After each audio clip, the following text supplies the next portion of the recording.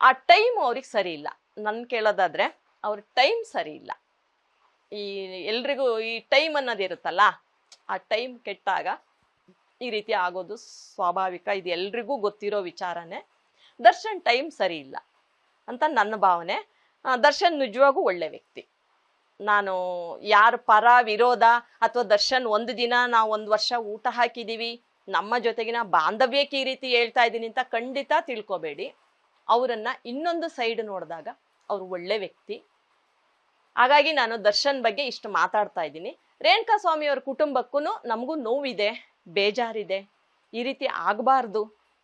ಪಾಪ ಹೆಣ್ಮಗಳು, ಅವಳು ಒಬ್ಳು ಹೆಣ್ಮಗಳು.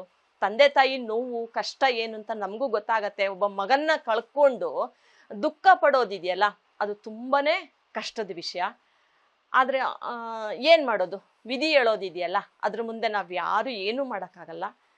ತಪ್ಪ ನಡೆದು ಹೋಗಿದೆ, ಅದಕ್ಕೆ ಕಾನೂನಿದೆ, ಕೋರ್ಟ್ ಇದೆ, ಸರಿ ಆಗತ್ತೆ. ಮುಂದಿನ ದಿನದಲ್ಲಿ ದರ್ಶನ್ ಅವರು ಒಳ್ಳೇದಾಗಿ ಹೊರಗೆ ಬರಲಿ ಅಂತ ನಾನು ದೇವರಲ್ಲಿ ಪ್ರಾರ್ಥನೆ ಮಾಡ್ಕೋತೀನಿ.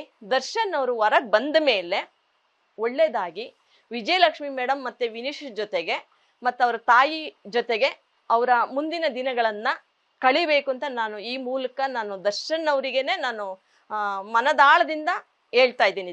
ದರ್ಶನ್ ಇದನ್ನ ಅರ್ಥ ಮಾಡಿಕೊಂಡು ಅರಿತು ವಿಜಯಲಕ್ಷ್ಮಿ ಮೇಡಮ್, ವಿನೀಶ್ ಜೊತೆ, ಅವರ ಕುಟುಂಬದವ್ರ ಜೊತೆ, ಮೇಲಾಗಿ ಅವರ ಕುಟುಂಬದವ್ರ ಜೊತೆ ಸಹಭಾಗಿತ್ವದಲ್ಲಿ ಒಳ್ಳೆ ಜೀವನವನ್ನ ಮುಂದಿನ ದಿನದಲ್ಲಿ ದರ್ಶನ್ ಅವರು ಕಂಡುಕೊಳ್ಳಿ ಅಂತ ನಾನು ದೇವರಲ್ಲಿ ಪ್ರಾರ್ಥನೆ ಮಾಡಿಕೊಂಡು ಅವರಿಗೆ ಹಾರೈಸ್ತಾ ಇದ್ದೀನಿ.